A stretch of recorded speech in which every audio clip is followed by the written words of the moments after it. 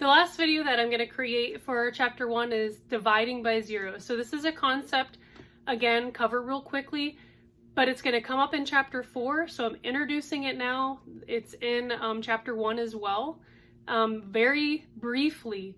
And hopefully this concept, even though it might not make complete sense right now, when we get to chapter 4, hopefully it'll help explain this concept a little bit better. But this will give you at least a foundation for that. All right, so if we have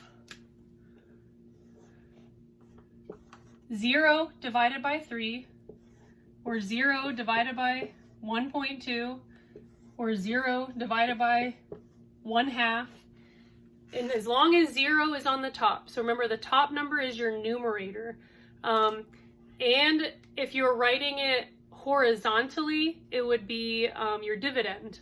Okay, so if we were writing this as 0 divided by 3, or 0 divided by 1.2, or 0 divided by 1/2.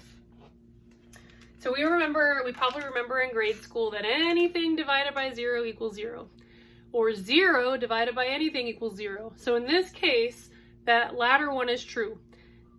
0 divided by anything is 0. So as long as 0 is on the top, as long as it's the numerator, or as long as it's the dividend, as long as it's the first number, the number that you're dividing into, okay? That is true. So the answer for all of these would be 0. 0 divided by 3 equals 0. 0 divided by 1.2 equals 0. 0 divided by 1/2 equals 0. All three of those are going to equal 0. But what if the 0 is on the bottom? What if the 0 is the denominator? So we have 3 divided by 0, or 1.2 divided by 0, or 1/2 divided by 0. And if we were to write this horizontally, it would be the divisor, or the number that you're dividing by. So 1.2 divided by 0, 1/2 divided by 0. And if you were to have your long division symbol, you would have 3 divided by 0. So the divisor is the number that's on the outside, it's on the bottom, it's the second number. So that is your divisor, or in this case, in your fraction case, the bottom number, or the denominator. Okay, so in this case, the answer is different. So keep this in mind in grade school when you're learning how to multiply and divide. You might have learned anything divided by 0 equals 0. But in algebra, that's not true, okay? We're going to get into graphing, and graphing is going to help us understand that all of this actually represents something that you can draw out on a coordinate plane. So in chapter 4, we will learn more about that. However, right now, we just want to remember that if you're dividing by 0, if 0 is on the bottom, if 0 is your divisor, if it's the second number, the answer is undefined. Okay, so I'll write that up here.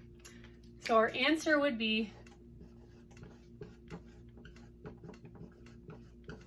undefined. So the answer for all of these is that word, undefined.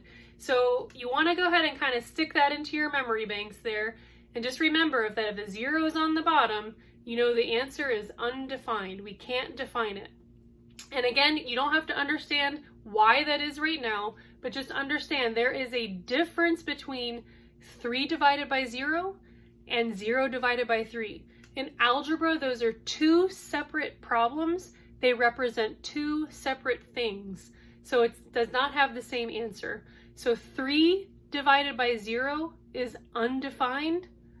0 divided by 3 is 0. They're two different problems. So again, we will talk more about this in chapter 4, but hopefully this just gives you a nice basic foundation for the difference between those two types of problems.